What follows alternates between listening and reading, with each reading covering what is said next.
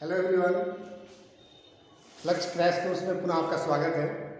मैं मुकेश कुमार फिजिक्स को आगे बढ़ाते हुए 12th क्लास में फर्स्ट चैप्टर से विद्युत आवेश एवं क्षेत्र जो हमारा चैप्टर है, पहला चैप्टर, उससे बहुत इंपॉर्टेंट सवाल है जो अक्सर पूछता है।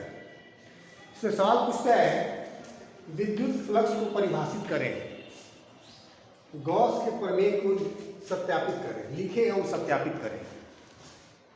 और इसमें दूसरा सवाल आता है गॉस के प्रमेय की सहायता से किसी अनंत लंबाई के आवेशित तार के लिए विद्युत तीव्रता निकालें। दो सवाल यहाँ से इंपॉर्टेंट होता है। तो एक आज लॉन्ग क्वेश्चन जो है हम लोग कर रहे हैं, तो इसमें सवाल ये है हमारा, विद्युत फ्लक्स को परिभाषित करें, गॉस के प्रमेय को लिखें एवं सत्यापित करें। ये इंपॉर्टेंट क्वेश्चन है 5 मार्क्स के लिए। हालांकि इसमें दो नंबर के 3 सवाल बन जाते हैं। एक 2 नंबर का सवाल बनेगा विद्युत फ्लक्स को परिभाषित करें, दूसरा प्रमेय 2 नंबर का सवाल बनेगा गॉस के प्रमेय को लिखें, और तीसरा 2 नंबर का सवाल बनेगा गॉस के प्रमेय को सिद्ध करें। ठीक है, तो 2 नंबर के 3 सवाल हैं, लेकिन एक सवाल पूछता है तो 5 नंबर का पूछता है। ठीक है, तो सबसे पहले हम बात करेंगे क्या, विद्युत फ्लक्स। वैसे तो फ्लक्स का मतलब प्रवाह से होता है, फ्लो, लेकिन यहाँ पर जो हम लोग परिभाषा देंगे इस तरह से दिया हुआ है, विद्युत क्षेत्र रेखाओं के पद में दिया हुआ है। विद्युत क्षेत्र रेखाएं जानते हैं आप लोग, किसी आवेश के विद्युत क्षेत्र को प्रदर्शित करने के लिए हम लोग रेखाओं को प्रदर्शित करते हैं। जैसे मान लीजिए ये रूम है, ये विद्युत क्षेत्र का है, इसमें इस दीवार पर आवेश है या इस दीवार पर आवेश है, इस रूम में एक समान विद्युत क्षेत्र बना हुआ है। अब क्या है कि इसमें हमने कोई वस्तु रख ली, जैसे मान लीजिए हमने ये फ़ोन ले लिया और फ़ोन को ऐसे रखे हैं या ऐसे रखें। अब इसमें बहुत सारी सतहें हैं, ये घनाभ के आकार का होगा, हालांकि दिख नहीं रहा आपको उस तरह से। इसमें 6 सतहें हैं, तो इसके लंबवत दिशा में, जैसे विद्युत क्षेत्र मान लो है पूरब से पश्चिम की ओर है, तो इस सतह के लंबवत दिशा में कितनी रेखाएं जा रही हैं, उनकी संख्या को हम विद्युत फ्लक्स कहते हैं। ठीक है, क्या कहेंगे कि किसी आवेश या आवेशों का निकाय हो, उसके विद्युत क्षेत्र में अगर कोई सतह रखा गया है, किसी तरह का सतह हो, उस सतह के लंबवत दिशा में, उसके लंबवत दिशा में, सतह का क्षेत्रफल क्या होता है, तल है, इसके लंबवत कहाँ होगा, इसके लंबवत इस दिशा में होगा। तो लंबवत दिशा में गुजरने वाली विद्युत क्षेत्र रेखाओं की संख्या को विद्युत फ्लक्स कहते हैं। तो परिभाषा आप इस तरह से लिख सकते हैं, किसी आवेश या एक और जोड़ सकते हैं, या आवेशों के निकाय के विद्युत क्षेत्र में रखे गए किसी सतह से उसके लंबवत दिशा में गुजरने वाली विद्युत क्षेत्र रेखाओं की संख्या को विद्युत फ्लक्स कहते हैं। ठीक है, बस इतना ही लिख देना, ज़्यादा नहीं लिखना है, टू द पॉइंट आंसर कीजिए। इसलिए हमारे पास एक समान विद्युत क्षेत्र है, समानांतर रेखाओं से हम एक समान विद्युत क्षेत्र को दर्शाते हैं। इसमें हमने एक सतह लिया, बंद सतह, इसका हमने एक एलिमेंट्री पार्ट ले लिया। अब इसकी दिशा कहाँ होगी, क्षेत्रफल सदिश की दिशा होती है तल के लंबवत ds। अब इस क्षेत्र की विद्युत रेखाएं कहाँ है, इस दिशा में, इस दिशा में कितनी होंगी, तो हम देख रहे हैं कि क्षेत्रफल सदिश जो है विद्युत क्षेत्र के साथ थीटा कोण बनाया हुआ है। इधर E है, इधर कितना हो जाएगा, E cos थीटा। माने क्षेत्रफल सदिश की दिशा में गुजरने वाली रेखाएं कितनी हो गई, E cos थीटा, और क्षेत्रफल कितना है, ds, तो ds गुणे E cos थीटा, कुल रेखाएं हो गई। E cos थीटा रेखाएं हुई इधर, किससे गुजरने वाली है, ds से, तो E cos theta into ds, ये कुल रेखाएं हो गई जो सतह के लंबवत दिशा में गुजर रही है, उसी को विद्युत फ्लक्स कहेंगे। तो क्या लिख सकते हैं, विद्युत फ्लक्स को d फाई या फाई से लिखते हैं। छोटा क्षेत्रफल हो, सतह हो, d फाई, पूरे बंद सतह के लिए तो फाई यूज करेंगे, E cos theta into ds, मतलब लिख सकते हैं ds cos थीटा। अब आप पढ़े हो वेक्टर में, 11th क्लास में पढ़ा होता है, AB cos theta equal to होता है A dot B। AB cos theta क्या होता है, A डॉट B, हम लोग ऐसे लिख सकते हैं वेक्टर फॉर्म में, d phi equal to E dot ds। बस इतना ही लिखना है विद्युत फ्लक्स के बारे में। अब आप इसके बारे में थोड़ा और लिखिए, 2 नंबर लेना है अगर तो, ये कौन सी राशि है, सदिश राशि, सदिश राशि है। तो आप यहाँ से क्लियर है, देख रहे हैं कि वेक्टर ई है और वेक्टर डी एस है, इनका डॉट प्रोडक्ट से डी फाई मिल रहा है। तो अदिश गुणनफल से हमेशा क्या मिलता है? अदिश मिलता है। विद्युत फ्लक्स दो सदिशों का अदिश गुणनफल, इसलिए क्या होगा? अदिश गुणनफल। लिख देंगे, हाँ एक बात और यहाँ पर लिख दी हमने, पूरे बंद सतह से गुजरने वाला कोई विद्युत फ्लक्स, उसको फाई कहेंगे। इसको क्या कर देंगे? इंटीग्रेट कर देंगे। कौन सा इंटीग्रेशन? समाकलन कहते हैं इसको, बंद समाकलन, सतह बंद समाकलन, ठीक है। इससे हमको बंद सतह से, पूरे सतह से फ्लक्स निकल जाएगा, क्योंकि ऐसा ऐसा डीएस बहुत सारा होगा, सबको जोड़ देंगे। जोड़ने का तरीका है समाकलन करना। सदिश राशि अदिश राशि, तो डॉट प्रोडक्ट है तो अदिश राशि, विद्युत फ्लक्स एक अदिश राशि है। ये भी एक ऑब्जेक्टिव सवाल बन गया, 2 नंबर में भी काम आएगा, ऑब्जेक्टिव में भी काम आएगा। इसका ऐसा ही मात्रक, तो मात्रक निकाल सकते हैं, मात्रक के जोड़ने का प्रोडक्ट हुए हो निकाल भी सकते हैं। जैसे ई होता है F/Q into D S. F मतलब न्यूटन, बल का मात्रक क्या होगा? न्यूटन, बटा में चार्ज का मात्रक कूलम और मीटर स्क्वायर, तो लिख सकते हैं न्यूटन मीटर स्क्वायर और कूलम इनवर्स। ये भी हो गया, newton metre square coulomb inverse. या एक होता है ई का मात्रक वोल्ट मीटर इनवर्स। ई का क्या होता है? वोल्ट मीटर इनवर्स, और डी एस लिए क्या? Metre square. कितना हो जाएगा? Volt metre. एक और लिख सकते हैं वोल्ट मीटर। ये ऑब्जेक्टिव सवाल में भी काम आ रहा है और यहाँ पर भी काम आ रहा है, इसको आप याद रखेंगे। विमीय सूत्र तो निकाल सकते हैं। विमीय सूत्र कैसे निकालेंगे हम लोग? फाई इक्वल टू है ई डी एस। ई का आपको याद है तो ठीक है, नहीं तो निकाल लीजिए। ई इक्वल टू क्या होता है? F/Q, और डी एस है।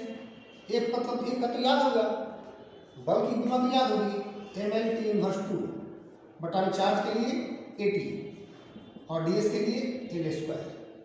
कितना हो जाएगा?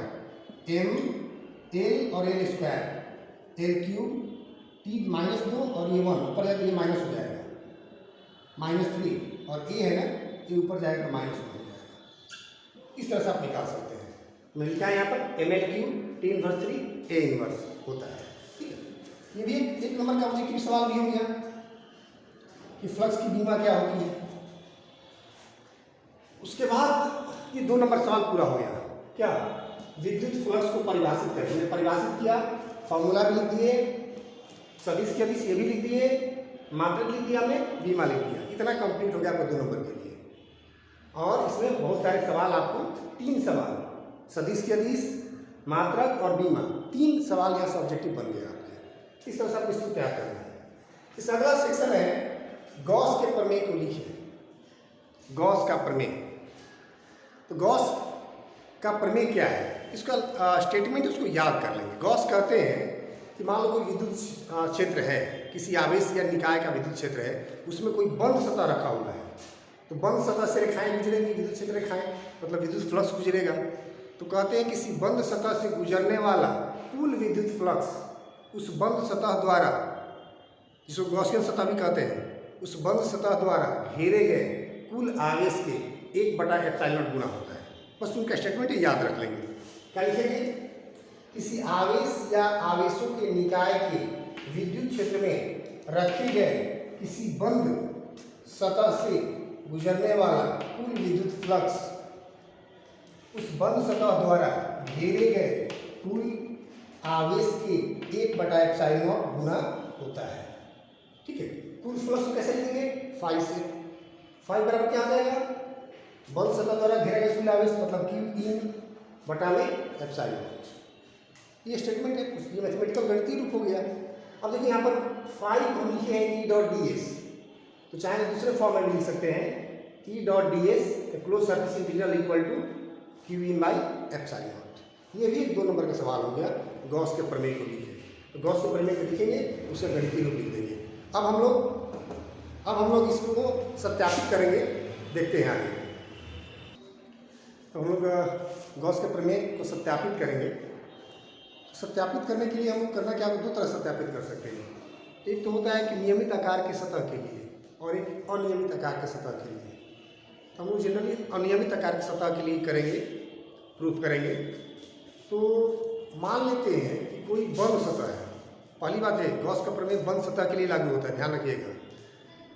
कोई बंद सतह है, अनियमित आकार का बंद सतह है, उसके किसी बिंदु पर उसके अंदर में कोई एक आवेश रखा हुआ है, तो उस आवेश का फ्लक्स जाएगा, बाहर गुजरेगा। अगर प्लस आवेश है तो बाहर जाएगा, माइनस आवेश है तो अंदर की ओर आएगा, मतलब फ्लक्स गुजरेगा। अब क्या करेंगे, फ्लक्स निकालने के हमारे पास एक ही फॉर्मूला है, D phi equal to E dot D S, मतलब उसका एक छोटा सा क्षेत्रफल लेंगे।